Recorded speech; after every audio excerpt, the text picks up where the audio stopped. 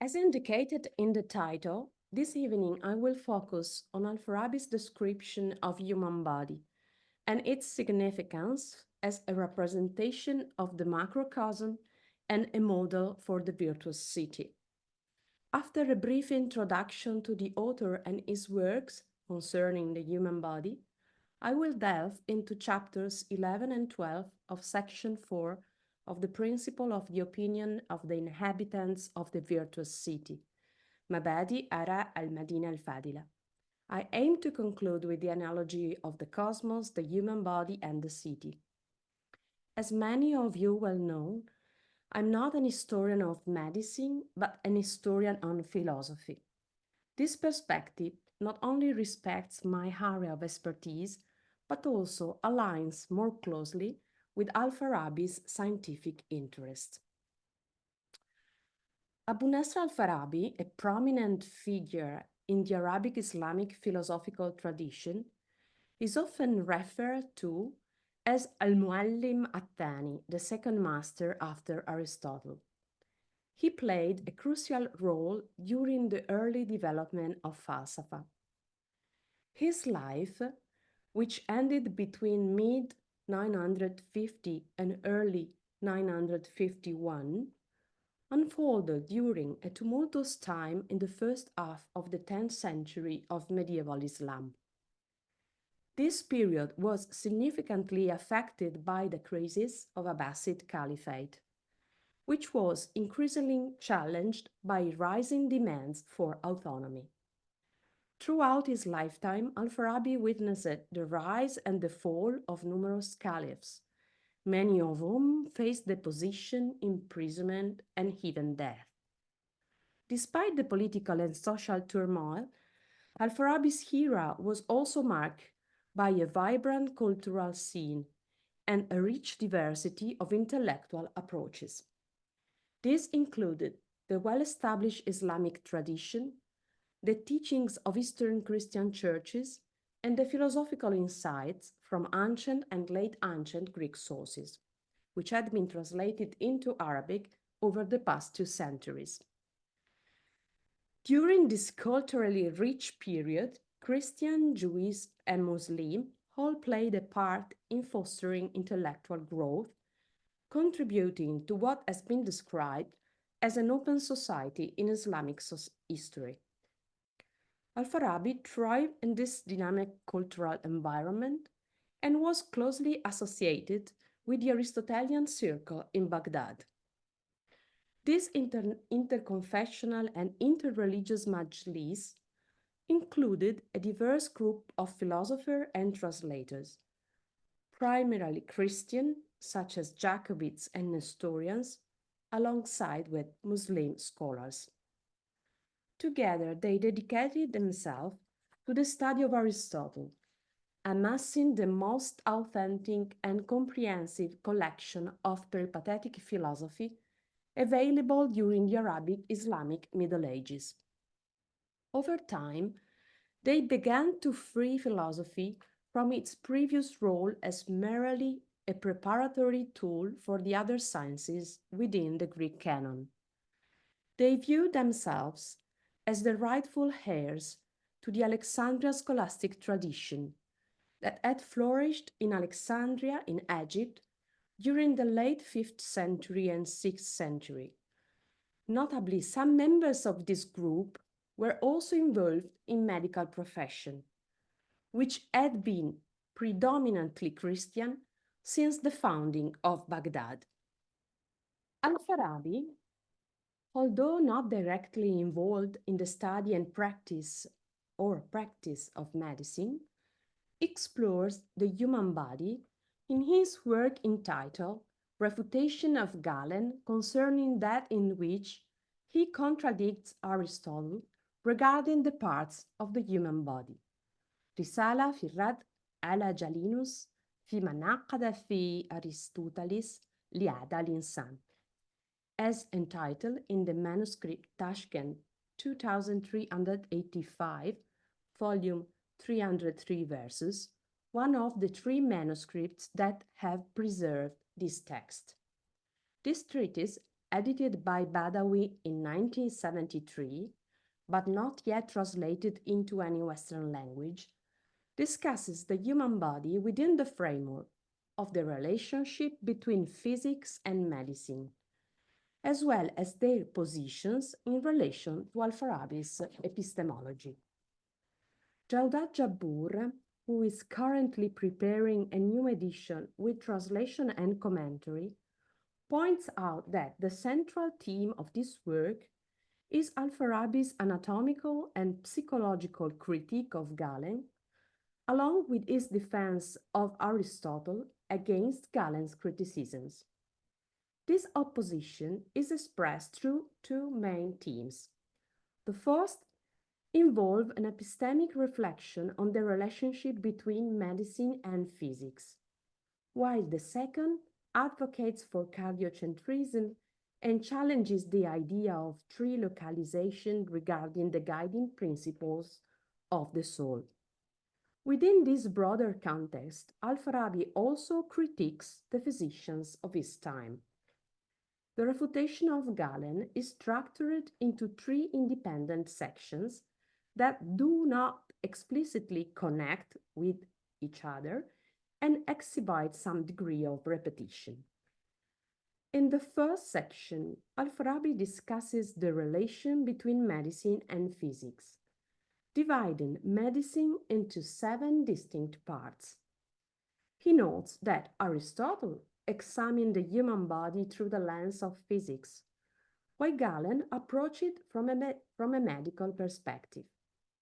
Al-Farabi distinguishes between the two fields, explaining that physics is a theoretical science that provides certain knowledge about the existence, composition, and causes of natural bodies. In contrast, medicine is a practical art, sina faila, similar to blacksmithing, aimed at producing specific effects on objects to achieve particular goals. For medicine to be effective, it relies on knowledge from 7 different subjects, the first 3 of which are shared with physics and are universal in nature. 1, the parts of the human body. 2, the types of health. 3, the types of disease. 4, diagnosis from accident. 5, food and drugs. 6, measures to maintain health. 7, measures to restore health. This initial section was later transmitted as an independent treatise entitled Epistle on Medicine, Risala fit Tip. In the second part, titled Epistle on the Part of the Human Body, Risala fi Yad al-Insan, as noted in the Tashkent manuscript, volume 304 versus, al-Farabi compares the anatomical views of Aristotle and Galen. Aristotle, as already said, approaches the study of bodies through the lens of physics, where he defines and classifies living beings. He investigates them using observation and analogical reasoning, aiming to uncover the causes, especially the final cause, behind their structure and organs to achieve true knowledge. On the other hand, Galen examines bodies from a medical perspective, focusing on health and utilizing knowledge from the same 7 subjects mentioned in the first epistle. Following a prologue by an anonymous author, perhaps one of al-Farabi's students, the third part offers a detailed examination of the second part. In this section, al-Farabi delves into Aristotle's views, focusing on the concept of vital heat and its connection to the heart, which he identifies as the ruling organ. He also explores the relationship between the heart and its subordinate organs, such as the brain and the liver, drawing analogies between the cosmos, the human body, and the structure of a city. Additionally, he discusses the reproductive organs and the idea of trilocalization concerning the guided principles of the soul. This arrangement of topics, as we will see, closely mirrors the order found in the principle of the opinion of the inhabitants of the virtuous city. Moreover, al-Farabi analyzes the demonstrative nature of Aristotle's arguments alongside Galen's counter-arguments and ultimately concludes that Aristotle's doctrine is more favorable. This third part, entitled Epistle on the part of the bodies of living beings, their effects and their power, رسالة في هذا الحيوان وعلى أفعالها وقوها, as noted in the Tashkent manuscript, volume 308, recto. These three epistles likely circulated in the 13th century in a form quite similar to what we have today. The second and the third epistles appear to be crucial components of al-Farabi's critique of Galen. In this context, the second part serves as a prologue, while the third part contains much of the theoretical argumentation supporting cardiocentrism, along with a section that refutes Galen's comments on the brain. In contrast, the first part stands as a complete text, likely a synthesis created by al-Farabi himself based on the second part. This first epistle is distinct from the other two, as it uses the relationship between Galen and Aristotle as a backdrop to present an harmonious view of the connection between medicine and natural science, along with an epistemic reflection on medicine itself.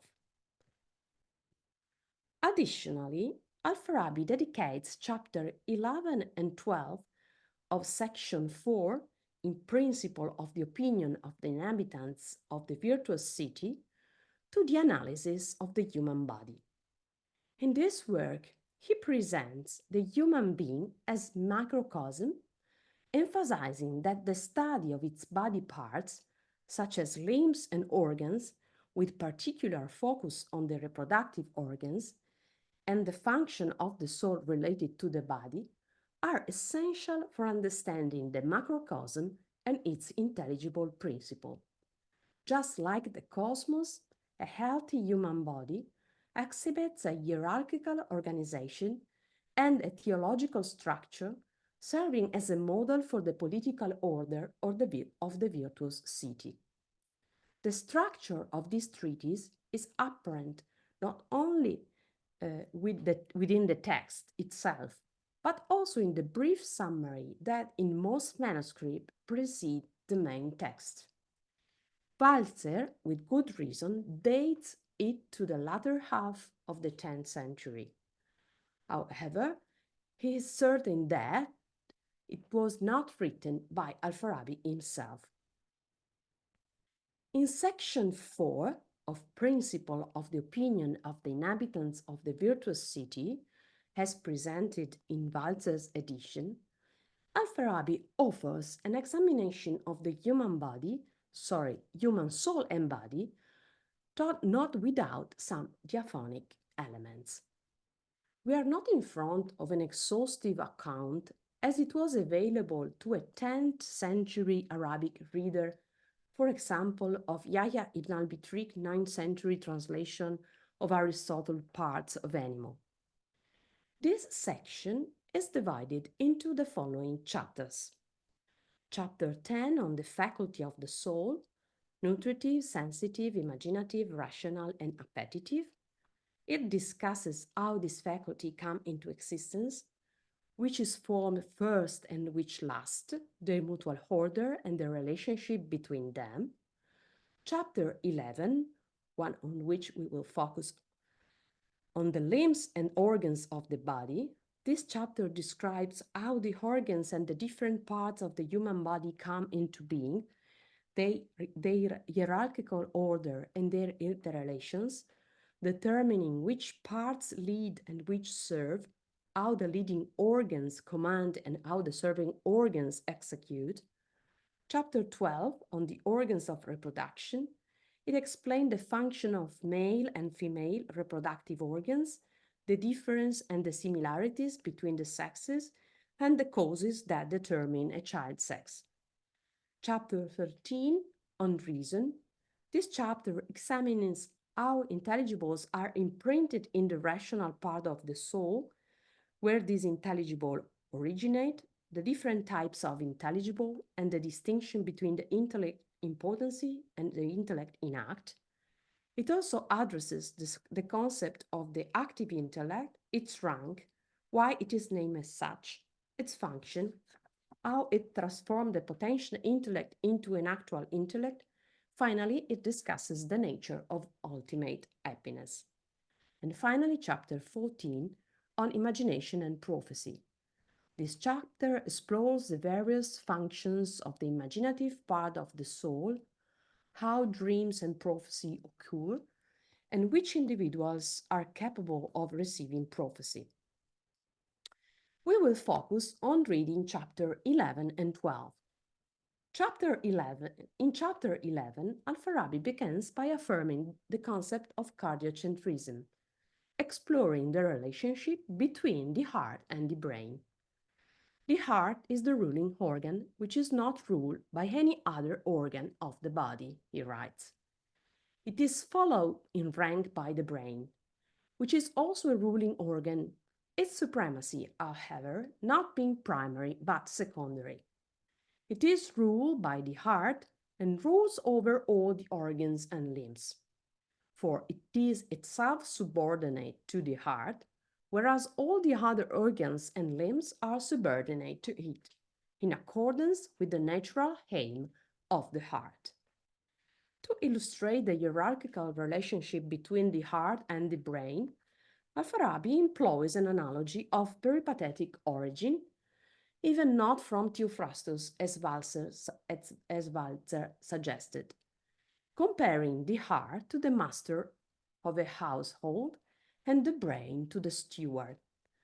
The Arabic expression is Sahib Dar al-Insan for the Greek Epitropos. The steward is subordinate to the master, while the other servants in the house are subordinate to the steward. Al-Farabi then enumerates the function of the brain, which operates in accordance with the natural purpose of the heart. Drawing on the Aristotelian doctrine from the Anima 416b29, al-Farabi asserts that the heart is the source of innate heat, harara, charizia, the Greek emphytos thermotes, which spreads to all parts of the body through the arteries. This innate heat is preserved in the body's part by the continuous supply of heat from the heart. According to Aristotle's De Partibus Animalium 2.7, the primary function of the brain is to cool, or more precisely, to regulate the intense vital heat. This regulation is carried out with equilibrium and justice, hadala, ensuring that the amount of heat reaching each part of the body is appropriately balanced. The second function of the brain concerns the sensory nerves, which serve as an instrument for the auxiliary senses, touch, taste, smell, and sight, of the common sense, which is the ruling sense of the sensitive faculty of the soul, and it is located in the heart. Similarly, the motor nerves are instruments of the limbs, which are subordinate to the appetitive faculty of the soul, also housed in the heart. The motor nerves enable voluntary movement of the limbs. According to Walzer, al-Farabi appears to be well aware of Erasistratus' discovery of the nerves and his anatomical study of the brain. The sensory and motor nerves originate either in the brain itself or in the spinal cord, which extends along the spine and is connected to the brain at its upper end. The sensory nerves transmit sensation from the peripheral senses to the brain and ultimately to the heart, where the common sense resides. The motor nerves, meanwhile, enable voluntary movement of the limbs according to the appetitive faculty of the soul, also located in the heart. The brain imparts power to the nerves, which stem from the heart. Since the sensory and motor nerves are naturally hearty, they tend to dry out quickly, although they need to remain moist in order to expand and contract properly. While the heart is hot like fire, the brain is cold and moist, preserving the nerve roots and ensuring their proper function. Al-Farabi notes that, for some nerves, the required moisture must be watery and thin, without viscosity, in which case their roots lie in the brain. For others, the moisture must be more viscous, with their root located in the spinal cord. Lastly, for certain nerves that require light moisture, their roots are situated in the lowest spine. It's worth noting that, although al-Farabi draws a distinction between three types of nerves, similar to the classification commonly found in late antiquity, as seen in the works of Galen or Nemesius, the criteria for this distinction are entirely different. Al-Farabi does not refer to soft nerves, sensory nerves originating in the brain, hard nerves, motor nerves originating in the spinal cord, and very hard nerves at the lowest end of the spine, as in earlier classifications. Instead, it describes the nerves based on their moisture, watery and thin without viscosity, more viscous, and those with slight moisture. The third function of the brain concerns the following three very distinctive body-related faculties of the human soul: the faculty of representation, the rational faculty, هو الناطقة, and memory. The faculty of representation, the rational faculty, and memory can perform their functions only when the heat of the heart is at a definite temperature. And it is the brain which serves the heart in giving its heat the right measure, which enables them to perform their proper acts.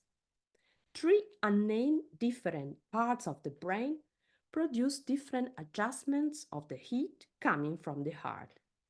By one part of the brain, the temperature is regulated in such a way to make possible the proper functioning of representation, by another part, reasoning, and by a third part, memory. Al-Farabi writes, since the heart is the source of innate heat, its innate heat must necessarily be made strong and excessive so that it can produce a surplus which spreads to the other parts of the body and does not fail or weaken. The organs by themselves do not suffice to regulate their heat, which the heart sends forth into them, nor can the heat of the heart itself have the required measure which guarantees the correct function of its specific actions.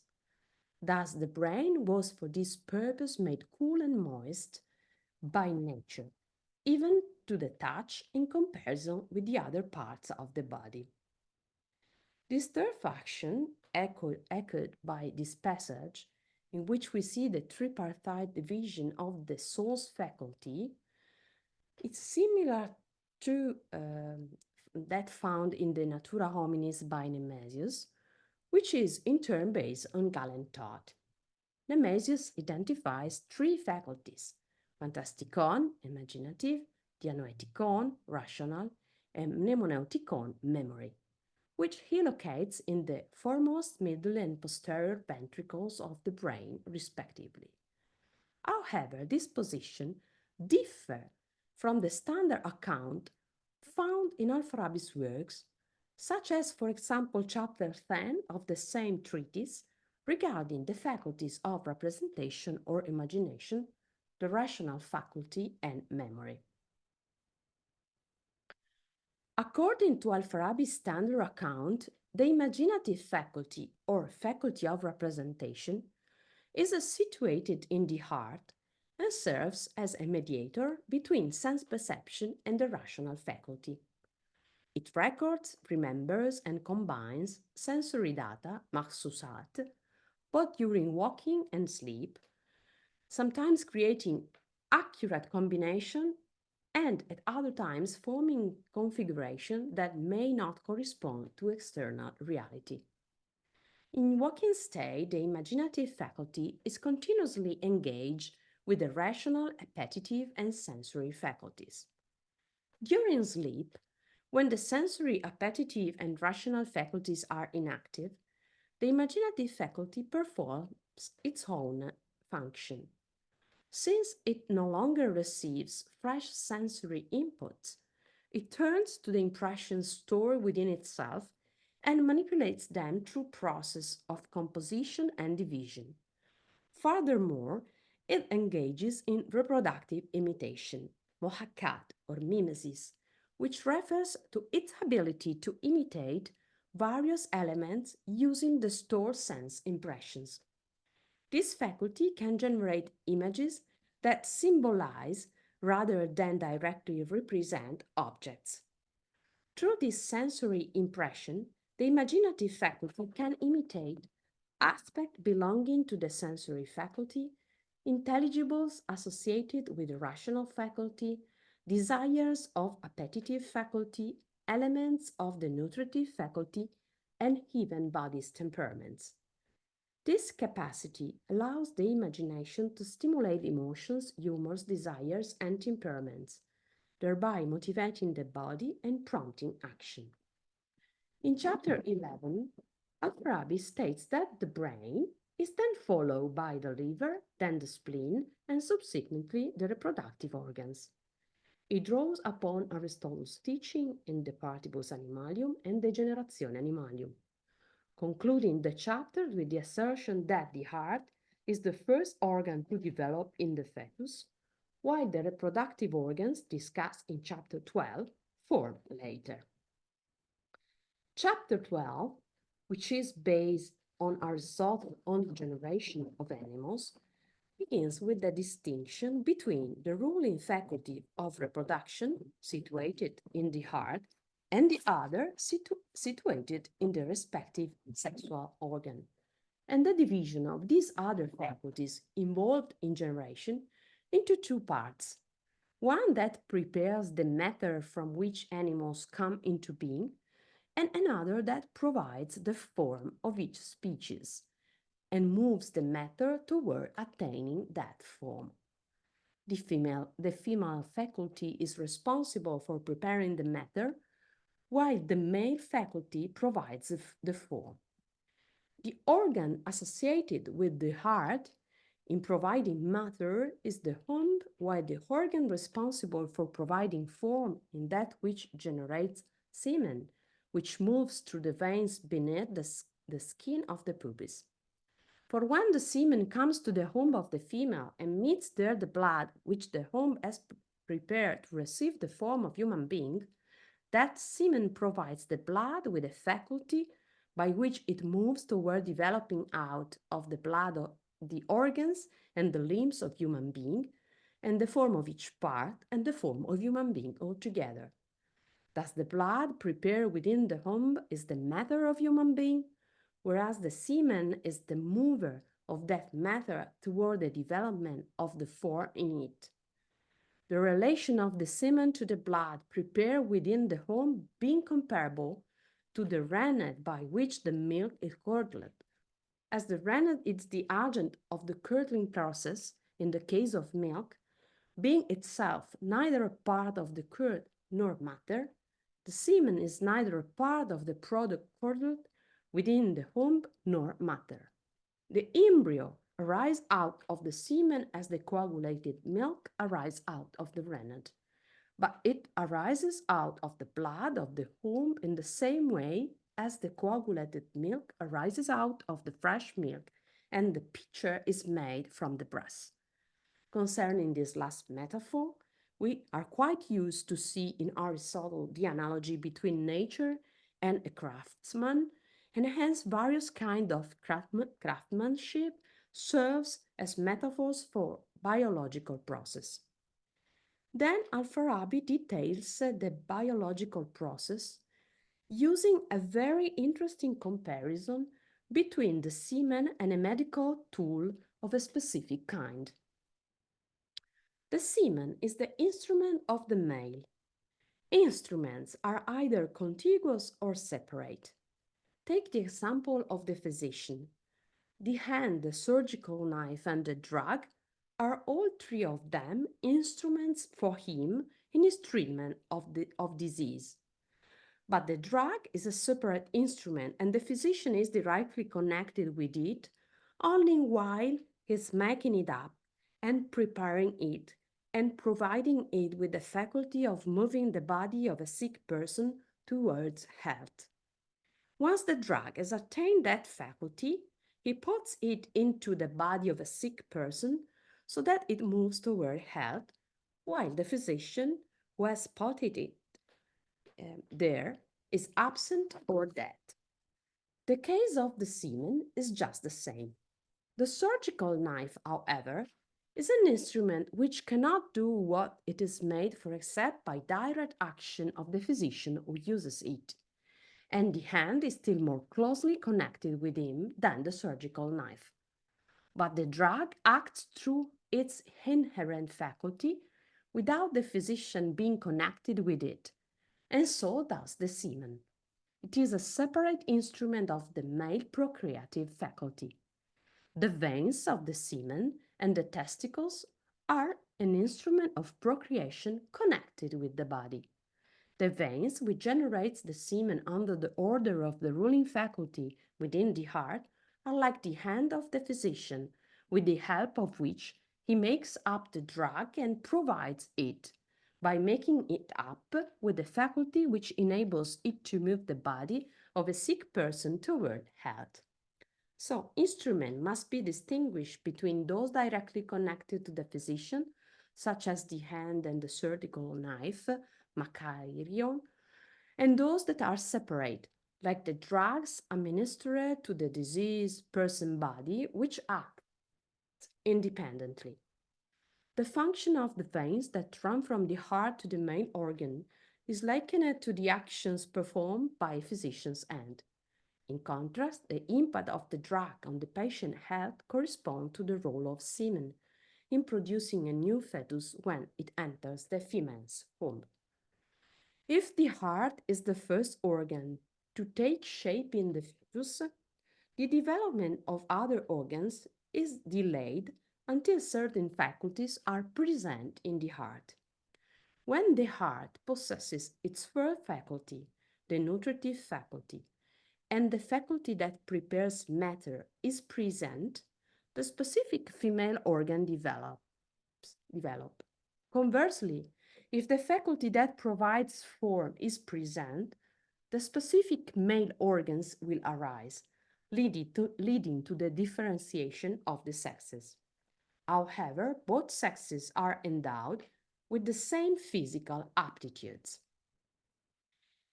In the case of human being, male or female, these two faculties exist in two different individuals, each of them having its own well-known organs, whereas they have all the other organs in common.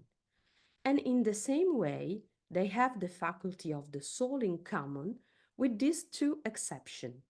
The organ and the limbs which they have in common are warmer in the male, and those whose function is to move or to impart movement are stronger in the male. And at the end of the passage, a very important saying. But in the case of the faculty of sense, the faculty of representation, and the faculty of reason, male and female do not differ at all. There is no noticeable difference between the sexes in terms of sense perception, representation, and thinking. This raises the question, could a woman be a prophet or a legislator? In the Republic Book 5, Plato discusses the idea of equality among the sexes in the context of governance and philosophy. He argues that women, like men, can possess the virtues necessary for ruling and should have the opportunity to participate in society leadership roles. This perspective is echoed by thinkers such as Proclus and in the Islamic tradition al-Amiri, who emphasizes the philosophical and moral capabilities of women. Not only al-Farabi, but also Averroes contribute to this discussion. His commentary on Republic suggests that both men and women can achieve the highest forms of knowledge and understanding, which are essential for effective leadership and guidance. With these remarks, chapter 12 concludes, leading into chapter 13, which focuses on the full development of human rational faculty. In comparison with contemporary medical treatises, such as those by Abu Bakr Muhammad ibn Zakaria al-Razi or by Ali ibn Abbas al-Majusi, these two chapters by al-Farabi may seem almost naive. And as we have observed, as in the case of the faculties of the soul, exhibit some crosstalk with the rest of his narrative. This arises the question of their function within the broader context of the work. On this topic, I would like to conclude. Al-Farabi writes in the philosophy of Aristotle, Falsafa Aristotelis. Aristotle explained that the proper human activity becomes known only after one knows the purpose for which man is given a place in the world, as a part thereof, and as that by which the totality of the world is perfected. Just as one cannot know the activity of the weaver or the activity of the shoemaker or any other part of the city without having known the purpose for which each one of them is given a place in the city and the measure of its unity. It is also impossible to know his purpose without knowing the purpose of the whole of which he is a part, and his place within the whole and among all the parts of the whole. Just as one does not know the substance of the finger, its purpose and its action, without knowing the hand, its substance, its purpose, its place among all the organs of the body, and without knowing beforehand the ultimate purpose of the entire body. For the purpose of every part of a sum is either a part of the total purpose of the whole, or else useful and necessary for realizing the ultimate purpose of the whole.